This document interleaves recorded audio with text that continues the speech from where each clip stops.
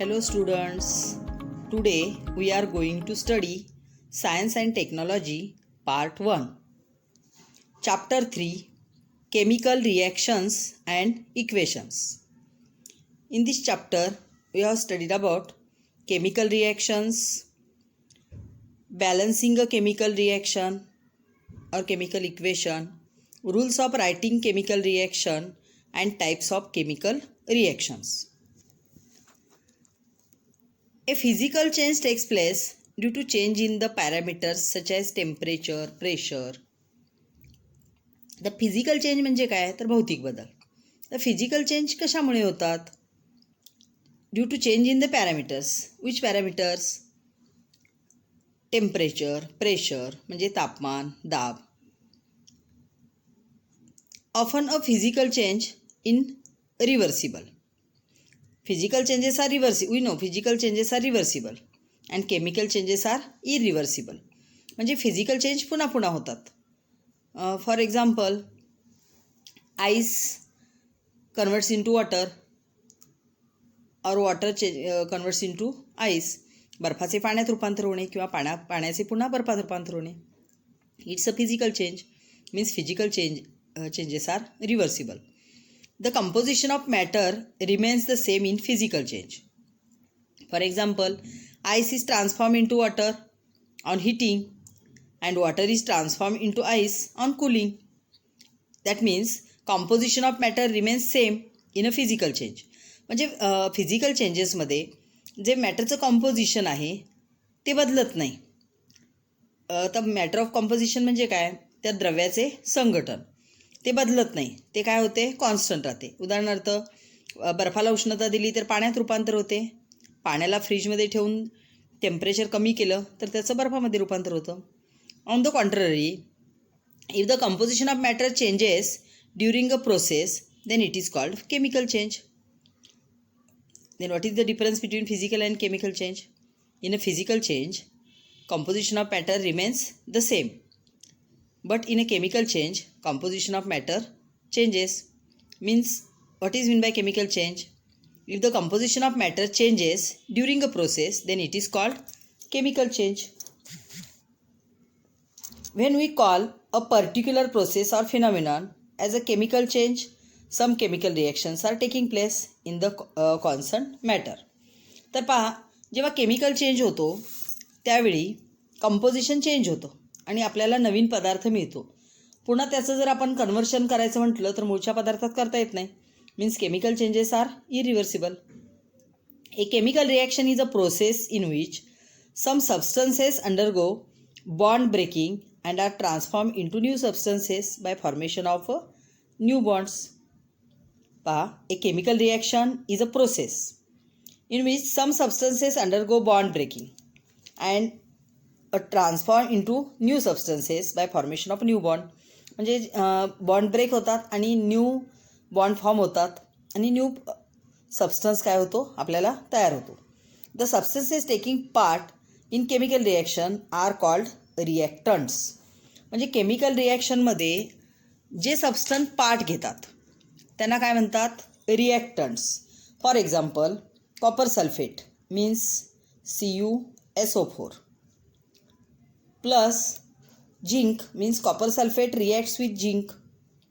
Here copper sulfate and zinc are take part in a reaction. That's why these two are reactants.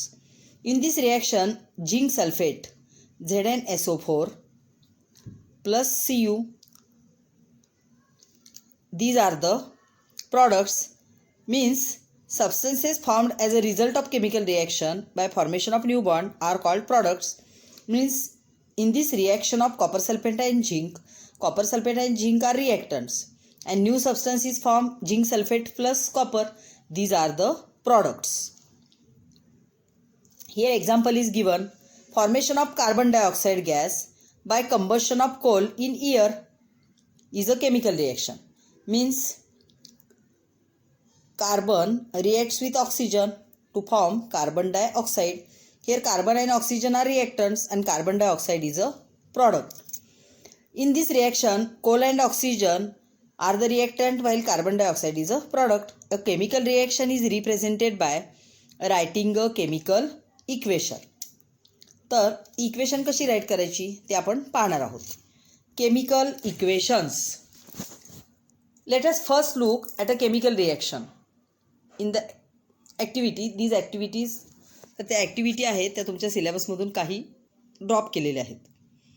A colorless solution of zinc sulfate means ZnSO4 is formed on addition of zinc dust to the blue solution of copper sulfate. तर लक्षात ठेवा, copper sulphate सोल्युशनचा colour blue असतो.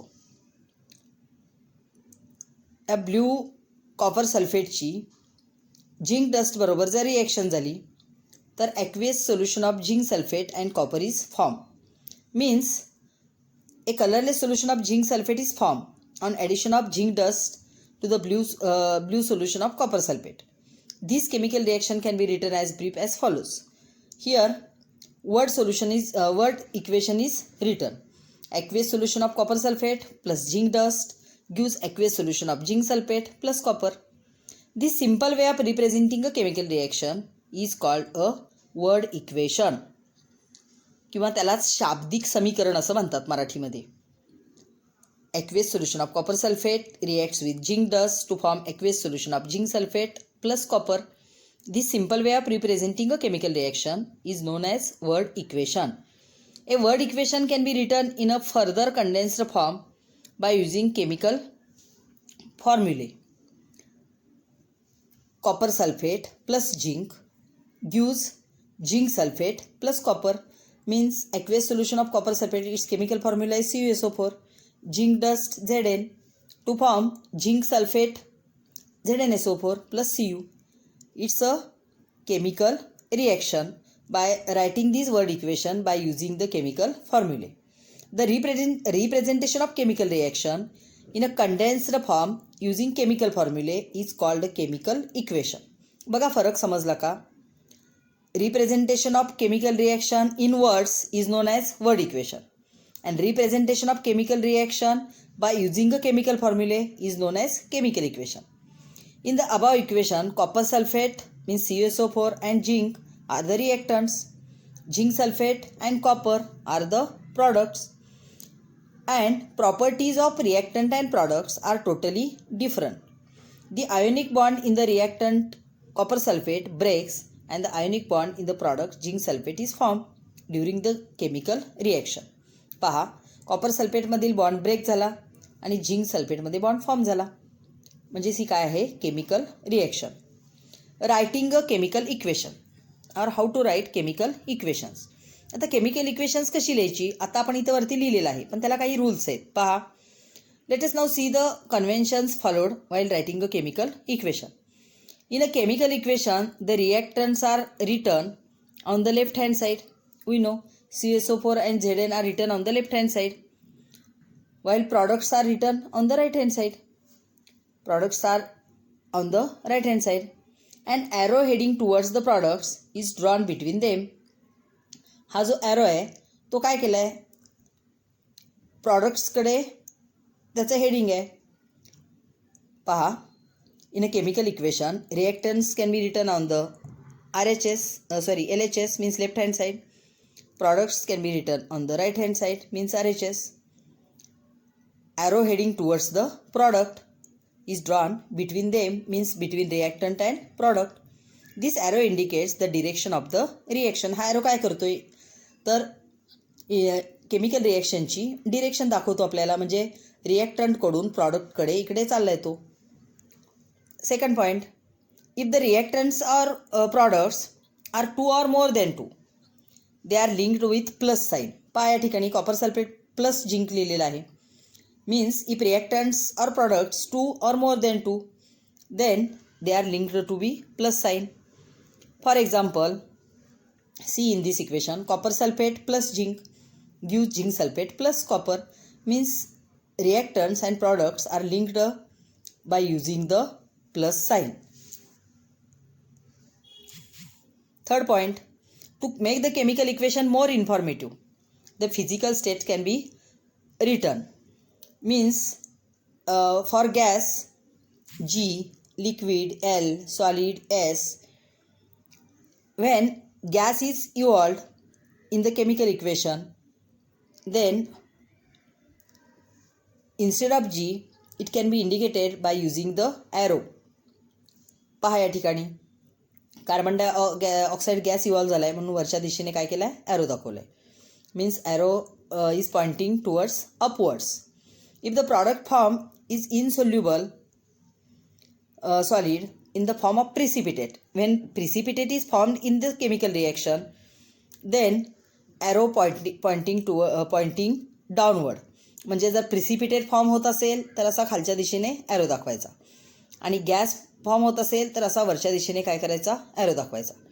when reactants and products are in the form of solution in water, then they are said to be aqueous solution and it can be written by a short form AQ. See here, ZnSO4 is a aqueous solution. म्हणजे एखादा पदार्थ पाण्यामध्ये पूर्णतः विरघळलेला आहे तर त्या सोल्युशनला काय म्हणतात, aqueous solution, and it can be written by using AQ.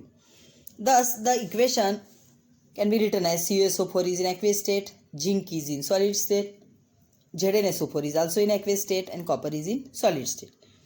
Fourth point, when heat is to be given from outside to bring out a reaction, म्हणजे जर आपण इक्वेशनमध्ये हीट देत असेल then a symbol of triangle can be written above the arrow. म्हणजे इक्वेशनमध्ये आपण जर हीट देत असेल तर काय करायचा, ट्रायंगल दाखवायचा. For example, the reaction is slaked lime is formed on heating limestone. CO3 means calcium carbonate is heated to form calcium oxide and carbon dioxide gas is evolved. Similarly, the fact that heat is released during the chemical reaction between the aqueous solution of copper sulfate and zinc dust is indicated as follows. Means copper sulfate reacts with zinc to form zinc sulfate plus copper and heat is evolved. It can be written by using the plus sign. म्हणजे heat जर use केली तर ॲरोच्या वरती ट्रायंगलने दाखवायची आणि heat जर evolve झाली तर प्रॉडक्टमध्ये ती प्लस लिहायची. Fifth point, it is necessary to fulfill certain conditions like specific temperature, pressure, catalyst to bring about some reactions. These conditions are indicated below or above the arrow indicating the direction of the reaction. For example, the reaction of vegetable oil takes place at the temperature of 60 degrees Celsius with hydrogen gas in the presence of nickel as catalyst. Then it can be written, see here, vegetable oil reacts with hydrogen gas at the temperature 60 degrees Celsius in presence of catalyst nickel. It can be written by above and below the arrow. तर ॲरोच्या वरती किंवा खाली ते लिहितात. To form वनस्पती घी, म्हणजेच आपण ज्याला डालडा म्हणतो किंवा वनस्पती तूप म्हणतो, ते कसं फॉर्म होतं पहा. Vegetable oil reacts with hydrogen gas at 60 degrees Celsius by using nickel as a catalyst. Sixth point, special information or names of reactants products are written below their formulae. For example, copper sulfate reacts with nitric acid. Here nitric acid is concentrated. It can be written on below the HNO3. To form copper nitrate, aqueous solution of copper nitrate, nitrogen dioxide and water is formed. However, on the reaction with dilute nitric acid, the product form is nitric oxide. Means copper reacts with concentrated nitric acid, then product is nitrogen dioxide. Or copper react with dilute nitric acid, then product is nitric oxide. Balancing a chemical equation. तर विद्यार्थी मित्रांनो, chemical equation कशी balance करायची याचा मी एक video बनवलेला आहे, तो तुम्ही पाहिला असेल आणि पाहिला नसेल तर या व्हिडिओच्या डिस्क्रिप्शन बॉक्समध्ये मी त्याची लिंक देत आहे, तो तुम्ही जरूर पहा, म्हणजे तुम्हाला केमिकल इक्वेशन बॅलन्स करता येईल. Balancing a chemical equation. Complete the table aside on the basis of equation. आता या ठिकाणी एक टेबल त्यांनी दिलेलं आहे आणि ते आपल्याला कंप्लीट करायला सांगितलेलं आहे. पहा, on the basis of equation 9 म्हटले त्यांनी. आता इक्वेशन 9 तुमच्या सिलेबसमधून त्यांनी ड्रॉप केलेले. पण ते इक्वेशन काय आहे ते मी सांगते तुम्हाला. Silver nitrate means AgNO3 reacts with sodium chloride NaCl to form AgCl means silver chloride precipitate आहे हा, त्यामुळे खालच्या दिशेने ॲरो दाखवला आहे. प्लस इथं वरती लिहिते मी NaNO3. पहा काय तयार झालं. Silver nitrate reacts with sodium chloride to form silver chloride plus sodium nitrate. तर आपल्याला याच्यावरून रिॲक्टंट्स, लेफ्ट हँड साईडचे रिॲक्टंट्स आणि राईट हँड साईडचे रिॲक्टंट्स लिहायचे आहेत.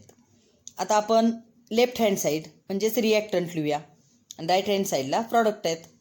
आता AgNO3 Ag सिंगल आहे, इथं 1 लिहूया आपण. त्यानंतर नायट्रोजन N सुद्धा सिंगल आहे, ऑक्सिजन O3 आहेत, सोडियम Na सुद्धा सिंगल आहे आणि क्लोरीनसुद्धा सिंगल आहे. पहा रिॲक्टंटमध्ये Ag1 आहे, नायट्रोजन 1 आहे, ऑक्सिजन 3 आहेत, सोडियम 1 आहे आणि क्लोरीन 1 आहे. आता प्रॉडक्टमध्ये पहा AgCl. Ag मीन्स सिल्वर 1 आहे, क्लोरीन पण 1 आहे, N नायट्रोजन, NaNO3 N सुद्धा 1 आहे, O3 म्हणजे ऑक्सिजन 3 आहेत आणि Na पण सिंगल आहे. पहा रिॲक्टंटमध्ये पण सिल्वर 1 आहे, प्रॉडक्टमध्ये पण 1 आहे, नायट्रोजन 1 आहे, प्रॉडक्टमध्ये पण 1 आहे, ऑक्सिजन 3 आहे, इकडे पण 3 आहे, सोडियम पण दोन्हीकडे 1 आहे आणि क्लोरीन पण दोन्हीकडे 1 आहे. Means this reaction is balanced reaction. Then what is means by balanced equation?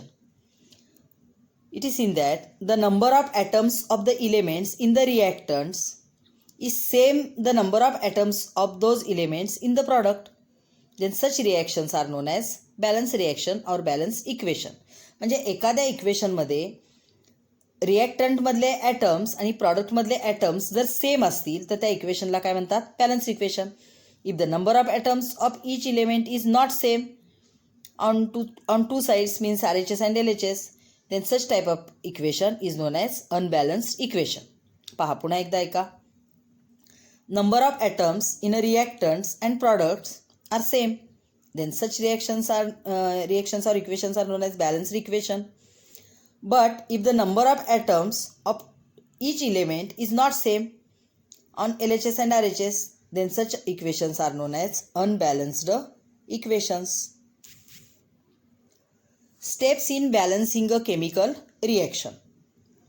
पहा बॅलन्सिंग अ केमिकल रिॲक्शनच्या या ठिकाणी स्टेप्स दिलेले आहेत.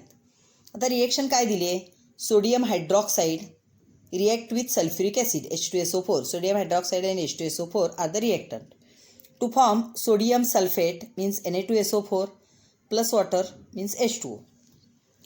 Here reactants and products. Na1 in reactant Na1, oxygen हा 1 आणि हे 4 5 झाले, हायड्रोजन हा 1 आणि हे 2 3 झाले आणि सल्फर 1 आहे. आता प्रॉडक्टमध्ये बघा सोडियम या ठिकाणी 2 आहेत, इथं लिहिलेले आहेत. त्यानंतर ऑक्सिजन 4 + 1 5 आहेत, हायड्रोजन अगोदर 2 आहेत आणि सल्फर 1 आहे. आता या ठिकाणी ऑक्सिजन आणि सल्फर बॅलन्स आहे, म्हणजे ते बॅलन्सच राहतील असं नाही, त्याच्यामध्ये चेंजेससुद्धा होऊ शकतो. Sodium and hydrogen are unbalanced.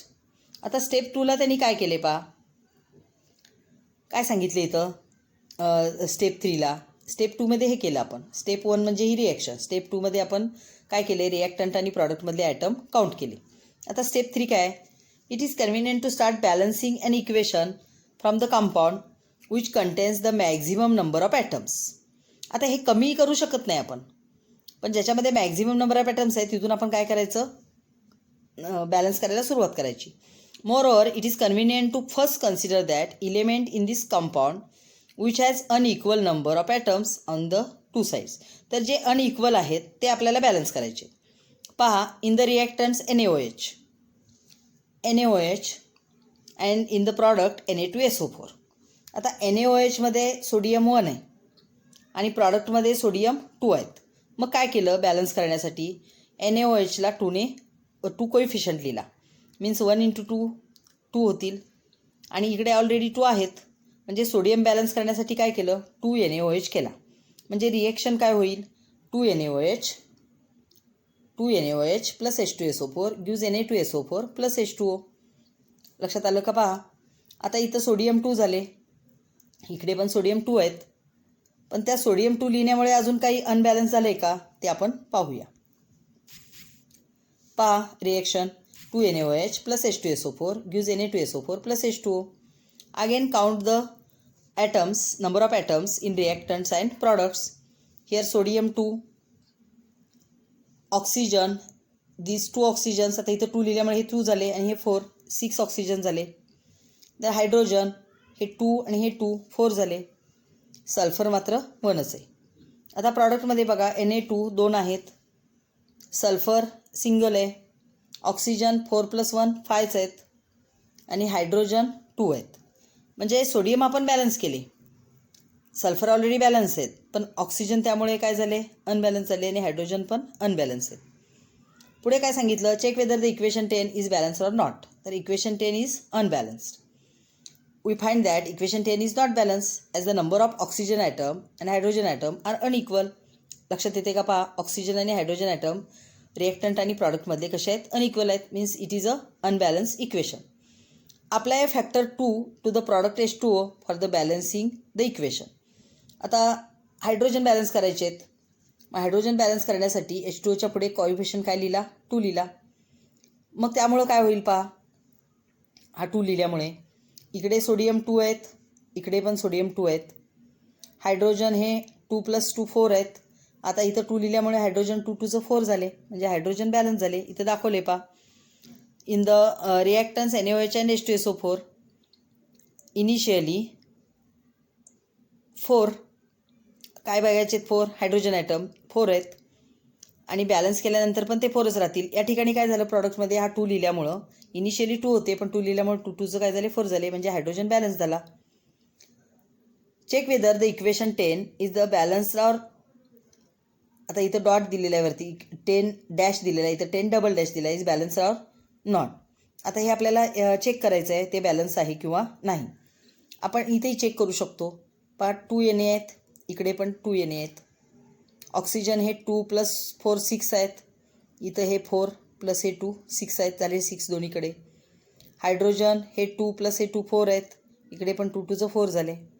तर सल्फर इथे 1 आहे, इथे पण 1 आहे. Means in this way a balanced equation is obtained from an unbalanced equation by applying proper factor to appropriate reactant so as to balance the number of each element in steps.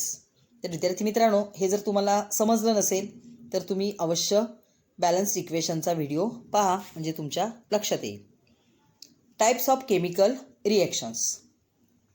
There are 4 types of chemical reactions. Chemical reactions are classified into 4 types: combination reaction, decomposition reaction, displacement reaction, and double displacement reaction. What is meant by combination reaction? When 2 or more reactants combine in a reaction to form a single product. When 2 or more reactants combine to form a single product is called combination reaction. Decomposition reaction, the chemical reaction in which 2 or more products are formed from a single reactant. But these two are completely opposite. In a combination reaction, 2 or more reactants combine to form a single product. But in a decomposition reaction, 2 or more products are formed from a single reactant. Is called decomposition reaction. Displacement reaction, the chemical reaction in which the place of ion of less reactive element in a compound is taken by another more reactive element by formation of its own ions is called displacement reaction. आता ही displacement reaction तुम्हाला example पाहिल्यानंतर लक्षात येईल, पुढे आपण पाहणार आहोत. Next, double displacement reaction. The reaction in which the ions in the reactant are exchange to form a precipitate are called double displacement reaction. आपण जी रिएक्शन पाहिली होती 9th नंबरची, silver nitrate plus sodium chloride gives a precipitate of silver chloride plus NaNO3 is the example of double displacement reaction. These are the 4 types of chemical reaction. Then study step by step combination reaction. What is the definition of combination reaction? When 2 or more reactant react or combines to form a single product. See here, NH3 and HCl, ammonia and hydrogen chloride react to form ammonium chloride. Means here 2 reactants combines to form a single product. This reaction is known as combination reaction. Second example, when magnesium reacts with oxygen to form magnesium oxide. Means 2 reactant reacts to form a single product. Therefore, this reaction is known as combination reaction. Decomposition reaction. The chemical reaction in which only one react giving rise to or more product is known as decomposition reaction. Here sugar is reactant. When sugar is heated to form carbon and water molecules, means from only one reactant, sugar, is split up into 2 products, carbon and water. Therefore, this reaction is known as decomposition reaction. Again here definition of decomposition reaction is given. The reaction in which there is only one reactant giving rise to 2 or more products is called decomposition reaction. Next, displacement reaction. Here examples of displacement reaction is given. Copper sulfate plus iron means iron sulfate FeSO4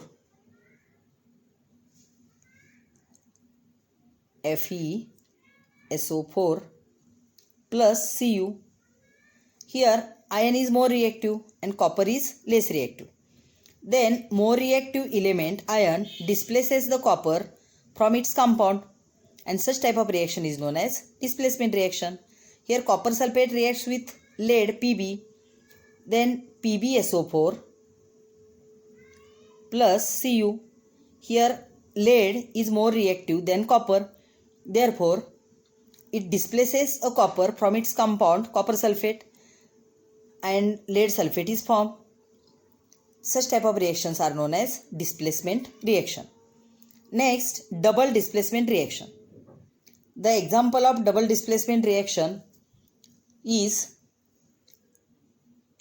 silver nitrate AgNO3 reacts with sodium chloride NaCl. When silver nitrate react with sodium chloride to form white precipitate of silver chloride means AgCl plus sodium nitrate means NaNO3. The chemical reaction in which exchange of ions between the reaction where precipitate is formed, such type of reactions is known as double displacement reaction. आता इथं आयन्सची exchange कशी झाली पहा. हा Ag आणि silver एकत्र आले म्हणजे NO3च्या जागेवर कोण आला, सिल्वर आला, आणि सिल्वरच्या जागेवर कोण गेला, NO3 गेला. Means white precipitate of silver chloride is form and sodium nitrate is form. Means exchange of ions between the reactants when precipitate is formed. Such type of reactions are known as double displacement reactions. Here some practice questions are given. Write the answers of these questions in your notebook. Do like and share this video. Thank you.